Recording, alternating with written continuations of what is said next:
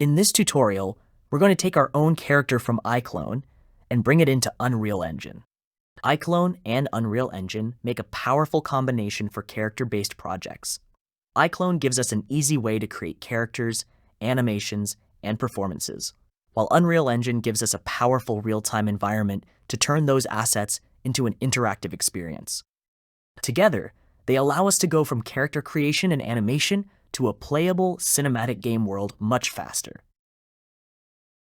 So let's get started.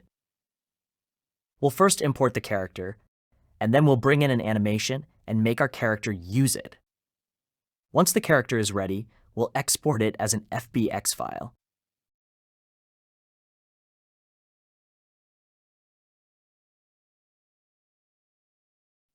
Make sure the character's skeleton and mesh are included in the export, and save the FBX somewhere easy to find.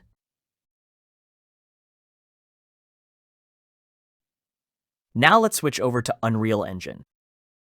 Click Import and select the FBX we just exported.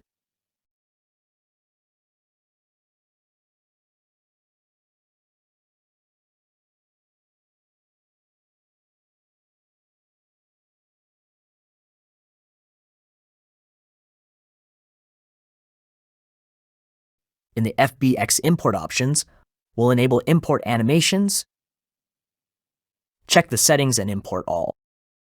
Once the animation is imported, add the animation in a sequence, preview the animation. If the character moves correctly, we're ready for the next step, connecting this animation to our character's movement system.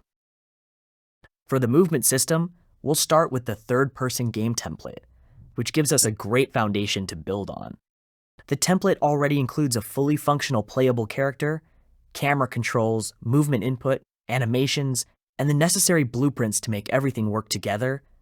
Instead of creating all of these systems from scratch, we can simply modify the existing setup and replace the default character with our own iClone character. This saves a considerable amount of time and allows us to focus on integrating our custom character, animations, and gameplay rather than rebuilding the basic movement system. Once our character is properly connected to the template, we can further customize the movement, animations, camera, and other gameplay features to suit our project.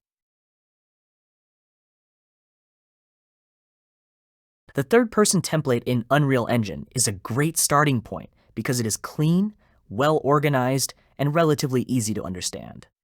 It gives us a working character, movement system, camera, animations, and the necessary blueprints right out of the box. We can go through the template thoroughly and understand how each part works. Once we understand the existing setup, it becomes much easier to replace the default character with our iClone character and customize the movement, animations, camera, and gameplay systems for our own project. For our movement system, we don't need to import the animations along with the character. Instead, we'll first import the character's skeletal mesh and its skeleton into Unreal Engine. The skeleton is important because it provides the bone structure that Unreal will use to drive the character.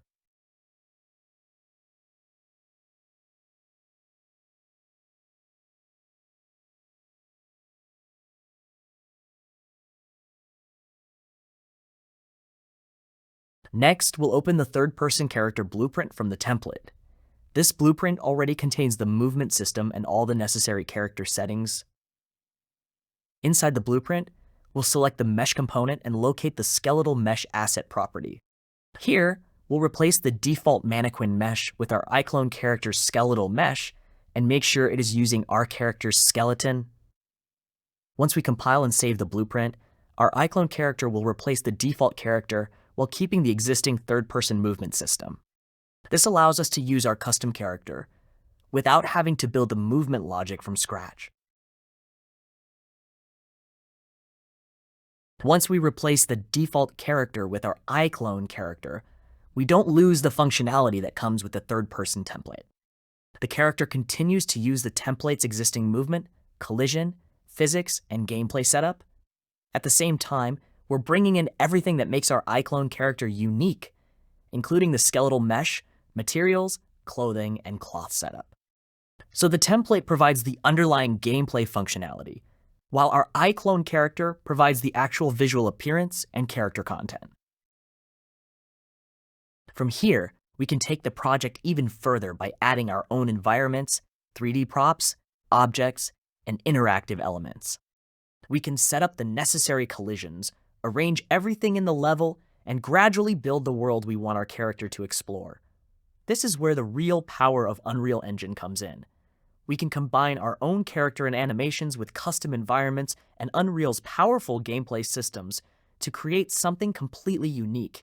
And that's all for today. I hope this gives you a good starting point and inspires you to create an awesome game.